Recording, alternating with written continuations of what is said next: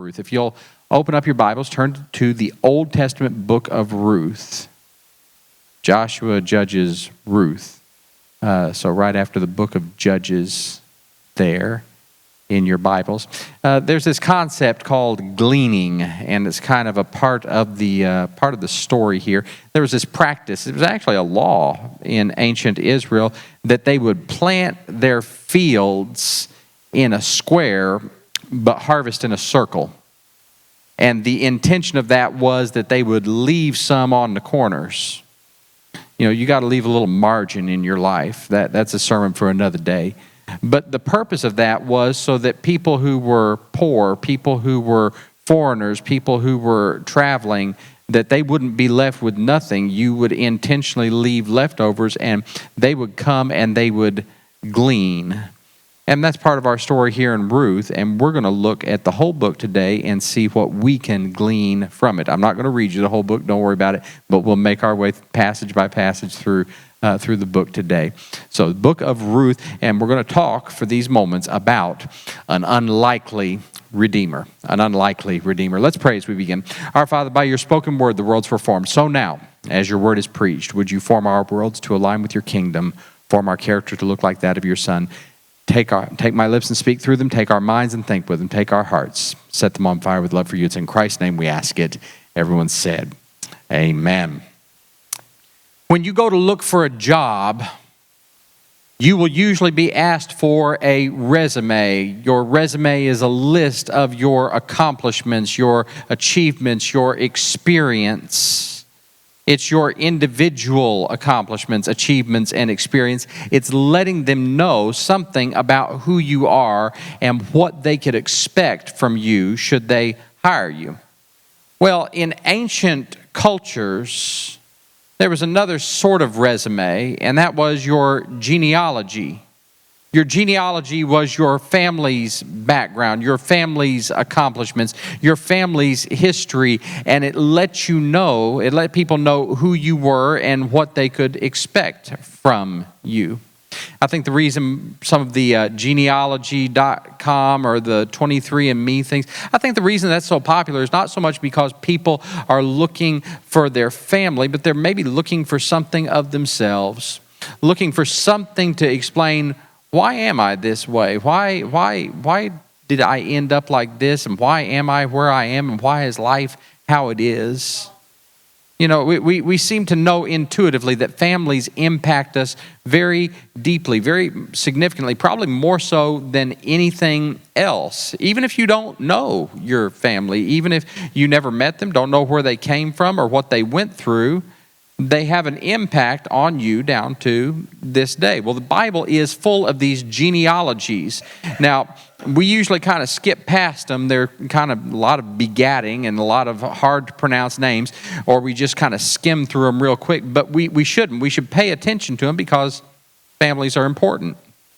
The Bible recognizes this by giving us all these genealogies, not just to satisfy curiosity, but because the way that you get to the person that's at the end of the genealogy, that's how you know something about them is by their genealogy. It's their sort of resume, their family resume. Well, Matthew's gospel opens with the genealogy of Jesus, and among the names recorded there in that genealogy is the name of a woman called Ruth.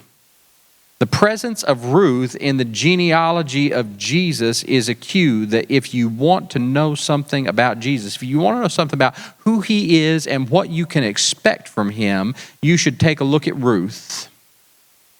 And yet, the story of Ruth is not really so much the story of Ruth, but it's the story of her mother-in-law, Naomi.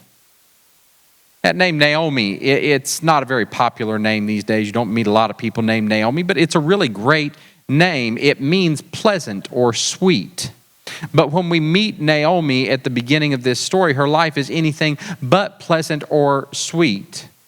Naomi and her husband Elimelech left their home due to a famine, and they end up in a place called Moab. And Naomi and her husband have two sons, and they marry Moabite women, Orpah and Ruth. And now this would have gotten the attention of an ancient Israelite reader immediately. They knew Moab. Moab was located on the east side of the Dead Sea, opposite Judah. The beginnings of the Moabite people is pretty scandalous. Genesis 19 records it, that there's this incestuous relationship between Lot and his daughters. After Sodom and the city of the plains were destroyed, Lot's daughters think that they're the only people left on earth, and so they have children by their father. And the firstborn from that desperate arrangement was a son named Moab. Well, you hear about him again in Numbers 22 in the time of the Exodus when Moses and the Israelites were traveling in the desert. It's Zippor who is the king of Moab. He's the one who brings Balaam out to curse Israel. Later on, the men of Israel start hooking up with the women of Moab in Numbers 25, which leads to the worship of Baal Peor. And because of this, Deuteronomy 23 records that the Moabites are to be banned from the Lord's people to the 10th generation. In Judges 3, you encounter them again. King Eglon and the Moabites are oppressing the Israelites over and over again. Generation after generation, the Moabites are a snare and an anchor to the people of Israel. Every Israelite would have known that Moabites are nothing but trouble. Well, Naomi's husband died there in Moab. Now, that's sad, but she still has her two sons. But then both of her sons die. Now, this is an absolute calamity because in that world, there is no Social Security. There are no 401ks. Your security for your future, your security into your old age is your sons, your children. So when they die, Naomi is literally left with nothing at all. And she's already an older lady. She can't just go get a new husband and have more kids. She can't go back to her parents. They're likely gone by now. She has no prospects for the future. She has no prospects of building a family. Her family line is going to die out with her. And she renames herself Mara, means bitter, which is the opposite of sweet or pleasant. But her Moabite daughters-in-law, Orpah and Ruth, they're young widows. And they have a chance to remarry among their own people. They've still got a chance to go and create a future for themselves. Naomi is going to go back to her country where she might at least be able to live on the welfare of distant relatives or maybe the goodwill of her own people. If they go with Naomi, though, they're going to be poor, they're foreigners, they don't have legal rights there, and to make matters worse, they're Moabites. Israelites hate Moabites. They're going to be subject maybe to even violence, maybe because of their race. They're despised and rejected. And this is where we pick up here in chapter 1, starting in verse 8. But Naomi said to her two daughters-in-law, "Go back, each of you, to your mother's house. May the Lord deal kindly with you as you have dealt with the dead and with me. The Lord grant that you may find security, each of you, in the house of your husband." Then she kissed them, and they wept aloud. They said to her, "No, we will return with you to your people." But Naomi said, "Turn back, my daughters. Why will you go with me? Do I still have sons in my womb that they may become your husbands? Turn back, my daughters, go your way, for I am too old to have a husband. Even if I thought there was hope for me, even if I should have a husband tonight and bear sons, would you then wait until they were grown? Would you then refrain from marrying? No, my daughters, it's been far more bitter for me than for you, because the hand of the Lord has turned against me." Then they wept aloud, and Orpah kissed her mother-in-law, but Ruth clung to her. So she said, "See, your sister-in-law has gone back to her people and her gods. Return after your sister-in-law." But Ruth said, "Do not press me to leave you or turn back from following you. Where you go, I will go. Where you lodge, I will lodge. Your people shall be my people, and your God, my God. Where you die, I will die. There will I be buried.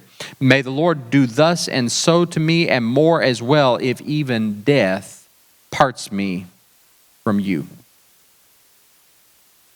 Immigration is kind of a hot topic these days. People have a lot of opinions about that, and everybody seems to be an expert, but it seems like very few people think too much about the plight of an immigrant. Some people even hold animus towards immigrants rather than empathy because they've never experienced that. Most of us don't even know anybody who's experienced leaving your home, leaving your country, leaving everything you know. I mean, you might know somebody that maybe moved out of the country for a few years for work or something like that. But it's hard for us to conceive of what it would be like to make that radical decision to leave your home, your family, your country, your culture. What would be the circumstances that would lead to that decision? Why would anybody do it? Well, the answer is quite simple. You would only do it because you're hoping for a better life. But here somebody is making the decision to leave their home, their family, their culture, to leave everything behind with no prospect of it getting better. Instead, it's probably going to be worse for her. Ruth is leaving everything that she knows for a life that is worse. Why would she do such a thing? Well, the answer is friendship. Friendship. Friendship is the greatest relational force on earth. The greatest relational force on earth. Now, I know some of you are saying, well, what about marriage? I mean, isn't marriage, even more important than friendship? Our cultural tendency is to kind of overvalue romantic relationships because of the intensity and the passion associated with them. But marriages that are healthy, marriages that last at their core are a friendship. It's friendship that helps husbands and wives to stick it out through both for better and for worse. People who are lovers, they can only do the for better part, but they don't cling to each other when things get tough. Only friends can really do that. So what Orpah does in leaving is, it's reasonable, it's expected. She's not doing something bad. She feels bad for Naomi, but Naomi can go back to her people and maybe she'll find some help there. What Ruth does is completely unexpected and completely unreasonable. She doesn't have any legal obligation to Naomi. She doesn't have any legal obligation to cling to her. That's actually the same word as Genesis 2 used when it talks about a man shall leave his father and mother and cling to his wife. It's the same word as the marriage covenant. She's making covenant with Naomi here voluntarily. Voluntarily giving up stability, giving up security, facing rejection in order to stick with Naomi in her bitter condition. Now, Ruth is a Moabite. Moabites have their own gods. They've got their own religion. But she says, your people will be my people and your God, my God. In this moment, she's saying, I don't want those gods. I want your God. Ruth is a convert. She freely chooses Yahweh. She freely chooses the covenant God for herself. Nobody tells her to. Nothing imposes this choice on her. She chooses this. When she makes her promise to Naomi, when she makes this covenant, she makes this covenant in the name of Naomi's God. How does this happen? How did Ruth come to be a convert? What brought Ruth to abandon her gods for Naomi's God? Same answer, friendship. Friendship. Ruth's conversion comes about because when Naomi tries to send her back, it's not making things better for Naomi. When Naomi tries to send Ruth back, it's not making things easier for Naomi. Naomi sends Orpah and Ruth back because she loves them. Because she loves them. She wants what's best for them. She desires good for them, even if it comes at her own expense. Naomi is being unselfish in sending them back. Her love for Orpah and Ruth is not a convenient love. It's costly. She's not self-serving. There's no angle to this. It's Naomi's sacrificial love that touches the heart of Ruth, and it makes Naomi's God attractive to Ruth. And that's how effective evangelism works. That's how effective evangelism works. Effective evangelism is not coming up with better arguments. It's not memorizing more scriptures. It happens through genuine love. Oh, Jesus himself said, this is how people will know that you're my disciples. This is how they'll know that you belong to me, that you love like I love. unselfishly, sacrificially, without an agenda. And when people experience that through you, they experience me, even if they don't believe in me. Naomi loves Ruth, who does not believe in her God, who is a Moabite. And that inclusive love for Ruth, a Moabite, this despised and rejected race, that inclusive love brings her to believe. It's Naomi's love for Ruth that makes Naomi's God credible. Let me tell you, you can never win someone to Christ, not really, unless you love them unconditionally. Unless your commitment to be their friend and to stick with them, unless that stands whether they convert or not, whether they ever come to church or not, whether they ever change their ways or not, whether there's anything in it for you or not. The reason most churches don't see more conversions is not because we haven't memorized enough scriptures, not because we don't have a great strategy, it's because we've forgotten how to be friends. A failure of evangelism is not a failure of effort, it's a failure of love. It's love that changes hearts.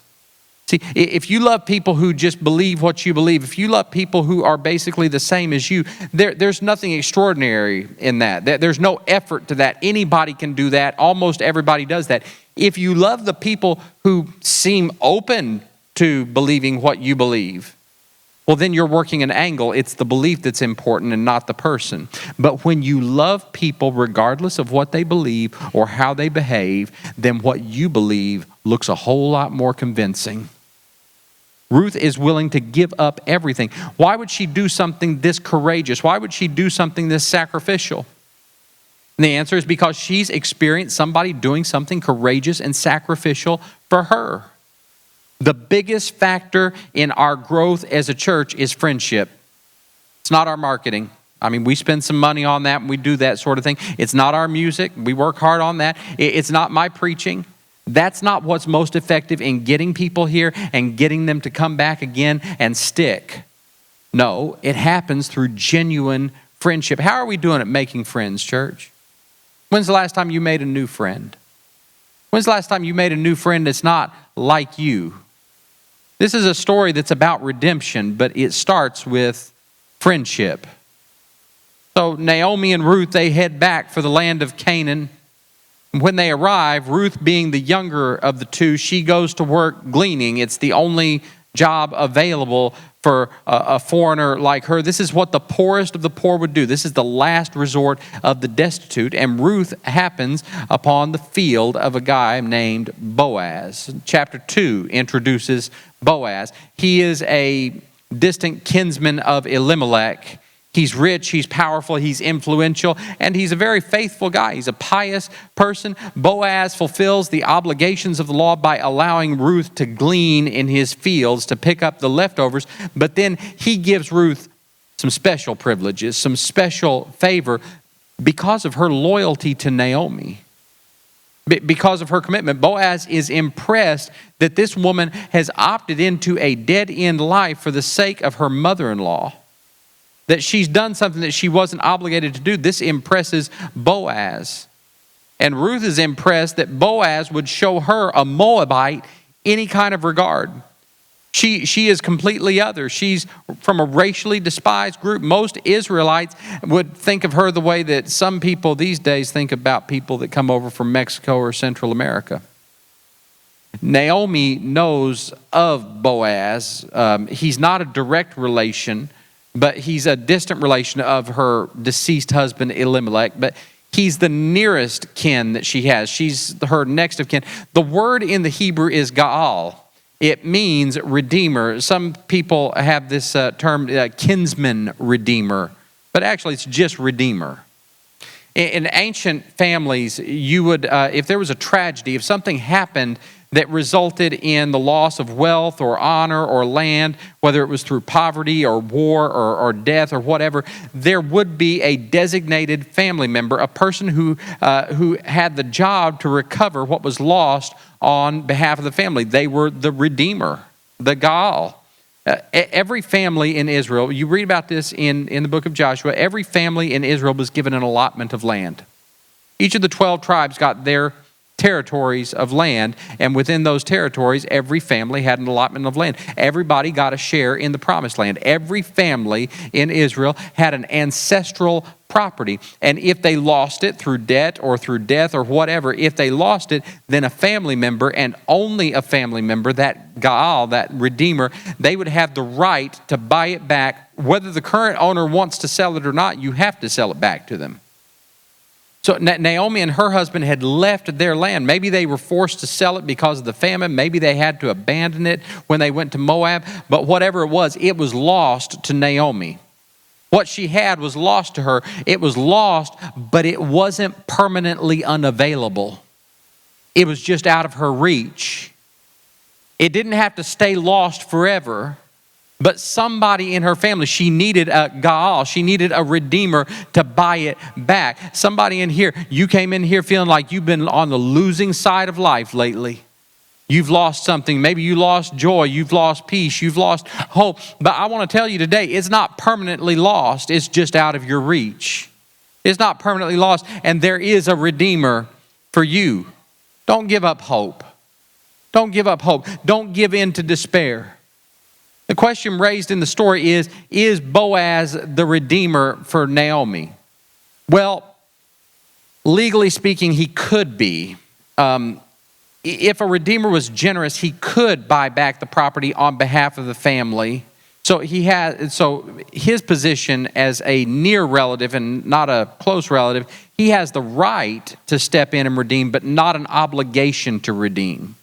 So in this case, in order to be that redeemer, in order to get back what Naomi lost, he has to marry Ruth, a Moabite who's despised and rejected. He has to restore the family line so that the land is secured into the future. Now, I know you're thinking all this legal stuff from the ancient Near East, it seems kind of mundane. I mean, it seems tedious, but actually it's crucial. It's crucial. It shows you something crucial here, and that is that God works in mundane things as well as miraculous things. God works in the tedious little details of life. You know, in the entire book of Ruth, there is no mention of God directly in the whole story. One of only 2 books that God doesn't make an appearance, this one and Esther. God doesn't make an appearance. There's no mention that he came down, appeared. He didn't speak to any of these characters. Here they are just doing what they do and fulfilling these laws and these obligations and all of these things. And Ruth is gleaning and Boaz is letting her glean. And the book of Ruth has no miracles. There's no miracles. There's no visions. There's no dreams. There's no theophanies. There's no prophets. There's nothing that's obviously supernatural. There's nothing spectacular going on. In fact, it seems like God is just absent. And yet, through these mundane things, through even awful things and terrible things, God is working behind the scenes. See, on the surface of it, it feels like the whole story is about people who just decide to be generous and bold and courageous, but that's not all there is. You know, God's a lot like an iceberg. You don't see most of what he's doing.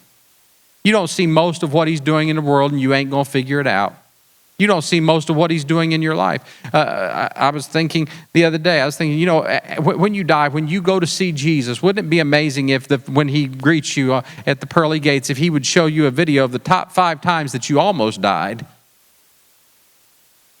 See, this is the book for people who feel stuck in their circumstances. For people who feel like, well, it just is what it is. It's just another day. Or maybe you feel like things have just gone from bad to worse and things have gotten worse. Or maybe you've had to face disasters and calamities in your life and you feel like God is just absent or doesn't care. This book lets you know, oh, yes, he does. He does care, and he can work through the mundane as well as the miraculous. He can work through your tragedies as well as your triumph. He can do something amazing in your dead-end job. He can do something amazing in your dysfunctional family, with your knuckleheaded friends. Just because you don't see the miracles you wish for doesn't mean there's not hope. God is still working. God is still working even when you can't see it. Naomi, she renames herself Mara, bitter, because she says, I went out full, I came back empty. And yet here's Ruth. Ruth, who didn't have to be here, who came along, who volunteered, who's here and working for her and helping her, but she can't see the treasure that she has in her Moabite daughter-in-law. Here's the one who's going to change her whole life. Here's the one who's going to turn everything around for her. She's already there, but she can't see it. She misses the hope that God has put right there in her life because it doesn't look the way that she thinks it should look. God is working through Ruth. I mean, come on, Ruth just happened on the field of Boaz. Of all the people in Israel, of all the fields that she could have gleaned in, she happens upon the field of Boaz. She just happened to step into the field of the only one who might have a right to redeem and the only one who turns out to be generous enough to do it. Listen, don't let mundane things, don't let hard things, don't let difficult things blind you to your hope. Just because it doesn't look the way that you think it's supposed to look, just because it's not happening the way that you thought it was supposed to happen. I know you might have come in here today feeling empty, but look at who's clinging to you. Look at who's clinging to you. Jesus said, I'll never leave you. I'll never forsake you. He's the one who sticks closer than a brother. Don't let your problems blind you to God's presence. He's with you and He's for you and He's working for your good. He hasn't let you go. He's clinging to you. Now, some of us in here, we believe this, but the problem is we don't feel it. I mean, in my head, I know it. I agree with this propositionally. But I don't feel it. Naomi, she says, the Almighty has dealt bitterly with me. The Lord has dealt harshly with me. The Almighty has brought calamity on me. Wow, that's some sort of God. And yet Ruth says, that's the God I want. Let your God be my God. The one who you think has dealt bitterly with you, the one who you think has brought calamity on you, I want that God. Why would she say that? Well, because Ruth experienced unconditional love from Naomi, and so she concludes from that, well, then Naomi's God has to be very loving. Otherwise, why would Naomi love me like this? That love has to come from somewhere. So Ruth is convinced that in spite of the difficulty, in spite of the bitter circumstances, in spite of the harshness of it all, there must be a greater love that's underneath. So Ruth has hope. When Naomi talks about God, she refers to God as the Almighty, translated El Shaddai. It's the word in Hebrew. It means the all-sufficient, the providing God. So Naomi still believes the right things, but she doesn't feel the right things. She believes the right things, but she feels empty. She feels bitter. You see what's going on here is Ruth's hope is interceding for Naomi's hopelessness. It's bridging the gap between what Naomi believes about God and her feelings of loss and emptiness and abandonment. And you need some people like that in your life. You need some people like that in your life. And you need to be that person for somebody else because nobody's strong all the time. Nobody's strong all the time. Sometimes you believe right, but you don't feel right. And you need somebody who can have some intercessory hope for you when you can't hope for yourself. You need somebody who can believe for you when you can't believe for yourself. Somebody who can stand in the gap and be there for you. And there's times that you need to be there for somebody else and have intercessory faith and intercessory hope for somebody else. Sometimes you're Ruth in life and sometimes you're Naomi. But either way, you need some people in your life. You need some people walking it out with you. You're not made to do life alone. You're not meant to slug it out in the dark by yourself. And you don't have to. That's the whole point of the church. That's the whole point of the church. That's why we're part of a believing community. You're not supposed to do life on your own. Now, chapter 3 is the grown-up chapter. This is why I tell you to keep your children out of the Old Testament. This is rated R stuff. The Old Testament is the sex and violence part of your Bible, and this chapter is at least PG-13. It is rife with sexual innuendo. Now, we miss most of it in English, but trust me, in the ancient Near East, they would have caught all of this. That they would have known it. Naomi encourages Ruth in this chapter to use her femininity. And she does. The text is suggestive. In verse 9, Ruth asks Boaz, she's staying overnight during the harvest, and tells him to spread his cloak out over her. And it doesn't say what happened under that cloak between midnight and morning. But even if it was just an intimate conversation between them, It would have still been scandalous in that culture. And yet, in the middle of all these ancient Near Eastern double entendres runs the theme of redemption. Ruth informs Boaz that night that he is the next of kin, that he could be the Gaal. He could be that redeemer. He could buy back the family land in Bethlehem if he's willing to marry her, even though she's a Moabite. It's a very untraditional arrangement. You know, there's a lot of people, many of them well-meaning Christians, and they're always talking about a return to traditional values. Oh, we want to have traditional values. We want to go back to the old ways. In some ways, this is a traditional story. It seems kind of traditionally romantic. You've got to meet cute, you know, they get married, they have kids, and they live happily ever after. But there's a little bit more going on here. It's actually quite subversive of tradition. The whole book is subversive of tradition. Ruth is a Moabite. She's a foreigner, and she's looking to marry an Israelite. Ezra and Nehemiah, they have this whole thing about you need to get rid of the foreign wives. After all, we saw how Moabite women enticed us back in Numbers 25. But here, it's actually going to turn out to be the foreign wife who's the rescuer and brought into the family of the Messiah. It's a rather untraditional arrangement. God is not a traditional God. God's not a traditional God, regardless of whatever tradition you're thinking of. He's not a traditional God. See, traditional values typically stress the importance of family. They really lift up family. They talk about family values, but Ruth prioritizes her faith over her family. Why? Because when she experienced that unconditional love through Naomi, she valued her commitment to the people who shared her faith over her commitment to the people who shared her DNA. It's grace and not blood that becomes the most important link. Traditional societies are usually against interracial marriages because traditional societies find their worth in the superiority of their race over other races. So marrying somebody from another race diminishes that sense of superiority and purity. You know, Jesus is not racially pure. Ruth was a Moabite. Tamar was a Canaanite. So was Rahab. Another thing, traditional societies typically value men over women. They see more worth in men. They see more significance in the accomplishments of men than they do women. Women are usually a footnote. Women are seen as the helpers. Women always play a supporting role.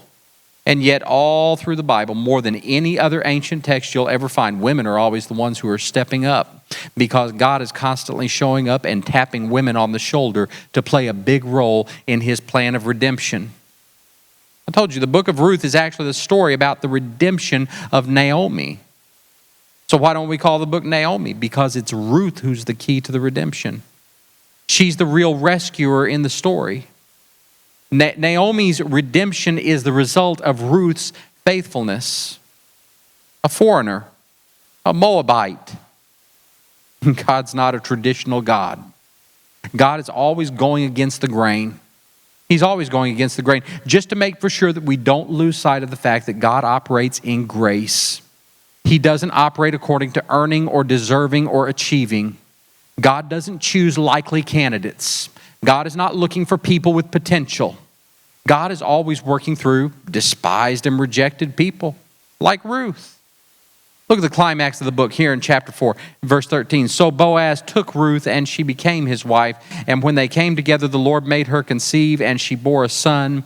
Then the women said to Naomi, "Blessed be the Lord who has not left you this day without next of kin, without a redeemer, and may his name be renowned in Israel. He shall be to you a restorer of life and a nourisher of your old age, for your daughter-in-law who loves you is more to you than 7 sons." The women of the town tell Naomi that Ruth is better than 7 sons. The 7 is a number of perfection.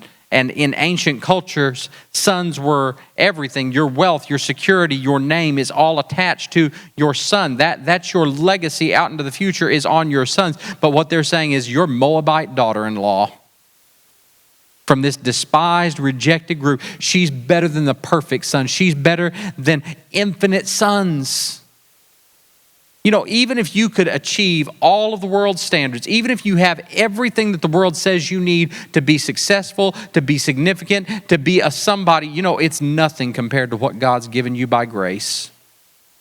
Because all of the world's standards are all about achievements. It's all about what we can do and what we can put together and what we can figure out. It's always about being first. It's always about getting there first. But all through the Bible, God is always choosing the second son, not the first one. He chooses the barren woman and not the fertile woman. Read the story of Jacob. He chooses the ugly wife and not the hot wife. It's the poor and not the rich. It's the weak, not the powerful. Over and over and over again, God is doing this to show you it's not performance, it's not position, it's not prestige. None of that saves you. It's always, only, ever grace. And if you know that, then you can't be a snob. You can't be a snob, and you can't be a racist, and you can't be a sexist, and you can't be classist, or at least you can't stay that way. Because the gospel takes everything that you look to make you feel superior to anybody else and just blows it out of the water. And it also takes anything that makes you feel inferior to anybody else and it blows that out of the water too. The gospel is the only thing in the world that humbles you as it affirms you and affirms you as it humbles you. Naomi doesn't earn redemption through her exemplary behavior. She doesn't earn redemption. She doesn't have a right to it because of her legal status. It doesn't come about by her effort. It doesn't come about because of her entitlement. She's the beneficiary of somebody else's faithfulness, somebody else's generosity. She's not owed any of this. She's not owed any of this. It's grace. It's a gift. Now, you remember I told you genealogies are important. There's a little bit of another one in chapter 4. The elders of the city, they mention Rachel and Leah. Rachel and Leah, these were the matriarchs, those wives, those sister wives of Jacob, through which the 12 tribes of Israel came. And then they say, and may you produce a name in Bethlehem. This happens in the time of the judges before the kings. It's pointing to David. It's pointing to David. This is his family line. Later on, it points to another son of David who was also born in Bethlehem. In 4 and 12, there's this reference to Tamar. Tamar, you can read about her story in Genesis 38. She's the only one other than Noah who the book of Genesis refers to as righteous. Tamar, a Canaanite. And through this rather scandalous story, she becomes the wife of Judah. And Matthew tells us that Boaz himself was descended from the union of Judah and his Canaanite daughter-in-law / wife. Yeah, go read the story. Tamar. Ruth comes from this despised, rejected Moabite group with these incestuous origins. And now she's carrying forward the line of Judah. Boaz and Ruth, they have a son. Look at verse 16. Then Naomi took the child and laid him in her bosom and became his nurse. The women of the neighborhood gave him a name and said, a son has been born to Naomi. And they named him Obed, and he became the father of Jesse, who became the father of David. David, the ideal king. The ideal king. The ideal king doesn't come through ideal circumstances. It doesn't come through earning. It doesn't come through deserving. It doesn't come through human effort. Redemption comes to Naomi through the free gift of an unlikely son. Not her son, Ruth's son. See, God is always choosing the unqualified, the unlikely, and the underestimated to accomplish his ultimate purpose. David was the greatest king that Israel ever had, and he was part Moabite and part Canaanite. And he wasn't the firstborn. He wasn't even the second or the thirdborn. He was the seventh born. He was in last place. The gospel won't let us forget this fact. Matthew begins with the genealogy of Jesus, who's another unlikely son and a true king. And in that genealogy, he makes for sure to remind us, one was Ruth, a Moabite, a foreigner. Ruth. 2,500 years after Ruth had passed off the scene, Matthew is mentioning her, and here we are talking about her today. Let me ask you, 3,000 years from now, do you think anybody will know who you are? You think anybody will remember you 3,000 years from now? No matter what you achieve, no matter how famous, no matter how important you are. Can anybody in here name all the Caesars for me? Other than the little one that's down the road? How about, I tell you what, we'll go more recent. This is a little more fair. How about, can you name all the U.S. presidents? Can you name all the presidents? Some of y'all are like, well, there was Washington and then Lincoln and then FDR and I don't know who was in between. And yet we think they're so important. We don't even remember the ones from 50, 60 years ago. But here's Ruth, thousands of years later. A racial outsider, a destitute widow. And Matthew makes for sure in telling us about Jesus, who is the Son of God, in naming his qualifications, in presenting his resume, his genealogy, in letting you know who he is and what you can expect from him, makes for sure that you know, hey, Ruth is in there. Ruth is in there. Not because it's just a nice story, not just because it's the Bible's version of a rom-com. No, because there's a promise. There's a promise from God in Isaiah chapter 56. God says, do not let the foreigner join to the Lord, say the Lord will surely separate me from his people. And do not let the eunuch say, I'm just a dry tree. For thus says the Lord to the eunuchs who keep my Sabbaths, who choose the things that please me and hold fast my covenant, I will give within my house and within my walls a monument and a name better than sons and daughters. I'll give them an everlasting name that shall not be cut off. What's he saying? What's God saying by this? It's not about your DNA. It doesn't matter that you didn't have family that goes back to Sinai. It doesn't matter that you came from Moab or that you were a Canaanite, or doesn't matter how your parents got together. Doesn't matter how you got here. There's nothing in your background that disqualifies you, just like there's nothing in your background that qualifies you. I'm at least the fourth generation of Pentecostal Christians in my family. It's all I've really ever known. And yet, you know what? Before God, it really doesn't matter. If you might be the first one in your family. Somebody had to go first in my family. I don't know who it was. But you might be the first in your family. It doesn't really matter. There's nothing that qualifies you. There's nothing that disqualifies you, because it's not about your accomplishments. It's not about something that you can achieve. It's not about something that you can do. It's always been about grace. God wants to give you an everlasting name in his kingdom, and it's by grace. It doesn't matter what you think, the mistakes that you've made. He wants to give you a name. It doesn't matter what's in your past or the mistakes that your parents made or the dysfunction of your family. He wants to give you a name. All right, so what should we get from this story? Should we try to be like Ruth? Or how about like Boaz? Well, look, we'll probably never be like that. We're probably never going to be this generous. We're probably never going to be that compassionate. At least we can never be that out of our own effort. We can never be that just by trying hard or by, if you're just looking to your resources to be that kind of person, you'll never be that. You don't become that kind of person by trying harder. You don't become a compassionate and courageous person by working harder. Ruth did not do what she did out of ambition to be a better person. No, she experienced genuine sacrificial love from Naomi, and it made her a different person.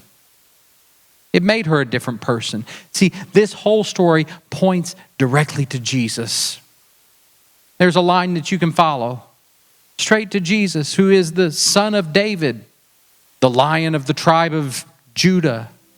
See, this is a story about the family he was born into. It turns out that being a redeemer kind of runs in the family for him. On both sides, his mother and his father's.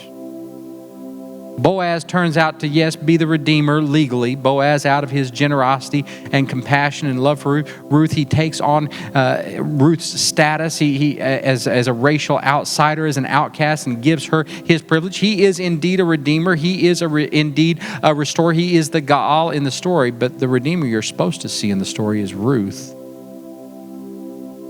It's not called the book of Boaz. It's called the book of Ruth.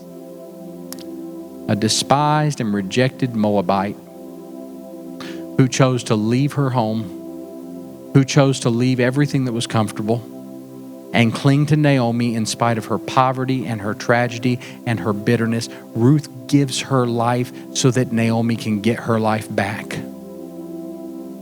Jesus left his Father's throne and shared in our poverty and in our shame. Oh, Isaiah, the prophet, saw him coming in chapter 53. He says he was despised and rejected, but he was wounded for our transgressions and bruised for our iniquities. It wasn't his rejection that he was dealing with. It was our rejection. It wasn't his infirmity he was carrying. It wasn't his disease he was carrying. It was ours. And it's only when you see Jesus bearing your rejection and bearing your grief and your disease and your pain, when you see that and when that fills your heart, when that truth captivates your soul and fills up your imagination, you'll be a different person. You won't try to be a different person. You'll be different. You just will be. Because love like that always changes things. Real love always changes things. Naomi's love for Ruth changed Ruth. Jesus' love for you, if you really see it, if you really get it, it changes you. When you see that great, deep, infinite love, your heart is changed. Because the God of the universe decided to be a friend to you. Because he decided to cling to you. Because he decided to stick with you no matter what. Because he decided to share in your tragedy and your bitterness and your emptiness in order to redeem you, to get back what you had lost.